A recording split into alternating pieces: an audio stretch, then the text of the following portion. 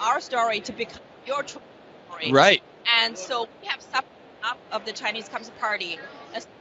Let's take down the CCP so your children and your next generation don't have to. Absolutely. And to me, America first means that we take down the CCP in America first. Yeah, absolutely. And of course, what another phrase we like to say, you can vote yourself into communism, but you have to fight your way out, right? Absolutely. Once communism gets a hold of a country, I mean, look at the USSR.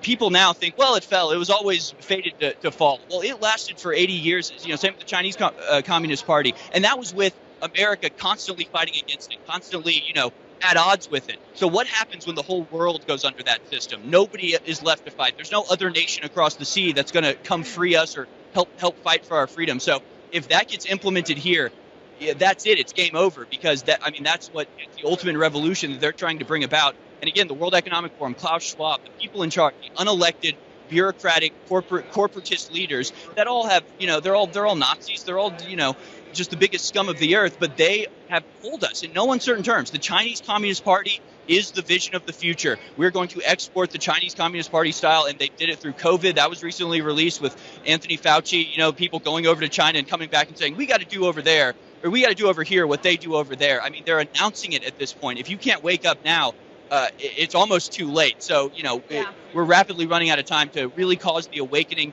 to stand up against this very pernicious and totalitarian mindset that is being actively advocated for by the people that have appointed themselves our leaders. It's despicable, and I just pray to God that the American spirit is not so willowed down that we can't stand up against this. I'm looking at the video you guys are playing, and it's like Hong Kong. If Hong Kong can't be a great example of the pernicious activity of the Chinese Communist Party, we should have stopped it there.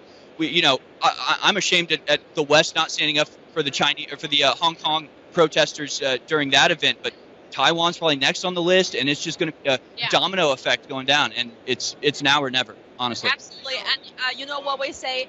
Today's Hong Kong, tomorrow's U.S. 100%, absolutely, and they didn't need to do it with tanks rolling in the streets. They did it with money. They did it with influence. They did it with threats, and they just very quietly infiltrated until they hit that critical mass, and then they just slammed the door shut on the jail cell, and that's it. So if again, people think it can't happen here. People think that it's happening. It is literally happening as we speak, and the academy is a part of it. The universities are a part of it. The politicians are a part of it. And even as you point out, the lawyers and the corporations, they think it's just, hey, they got the money, so we'll work for them. It's just a check you're cashing. No, you're cashing out your soul. You're selling out the very thing that your forefathers fought for. How can you do that and still sleep with yourself at night? These people are evil, honestly. It's a spiritual battle, and the people standing up against China right now are clearly on the side of God and on the side of humanity versus this technocratic monster that the CCP represents.